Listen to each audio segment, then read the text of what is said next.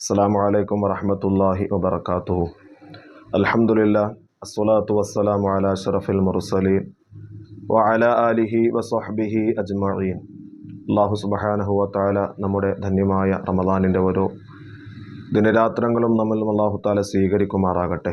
പരിശുദ്ധമായ സജ്ജനങ്ങളുടെയും മുത്തഖീങ്ങളുടെയും നോമ്പിനെ അല്ലാഹു സ്വീകരിക്കുന്നത് പോലെ നമ്മുടെ കുടുംബാദികളുടെയും നോമ്പുകളെ അല്ലാഹു പരിപൂർണമായി സ്വീകരിച്ച് റയ്യാൻ എന്ന സ്വർഗീയ കവാടത്തിലൂടെ സ്വർഗത്തിലേക്ക് എത്താൻ അല്ലാഹു നമുക്ക് എല്ലാവിധമായ സൗഭാഗ്യങ്ങളും നൽകി അനുഗ്രഹിക്കുമാറാകട്ടെ. പ്രിയപ്പെട്ട മുഅ്മിനീങ്ങളെ, സത്യവിശ്വാസികളെ, പരിശുദ്ധമായ റമദാനിലെ 25ാമത്തെ നോമ്പിലാണ് നാം എല്ലാവരും ഉള്ളത്. ഇന്നത്തെ നമ്മുടെ തറാവീഹ് നമസ്കാരം 26ാമത്തെ തറാവീഹ് നമസ്കാരത്തിലേക്കാണ് നാം കടക്കാൻ പോകുന്നത്.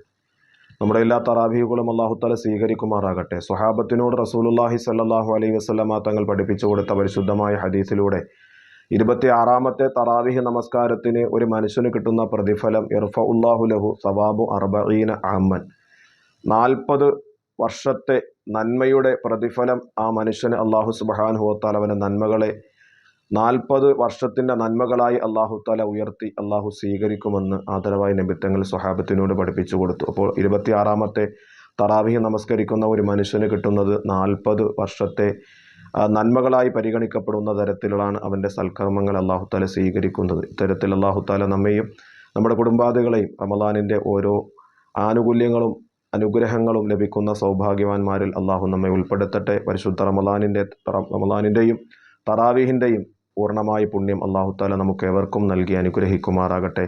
വാഖിറു ദഅ്വാന അൽഹംദുലില്ലാഹി റബ്ബിൽ ആലമീൻ.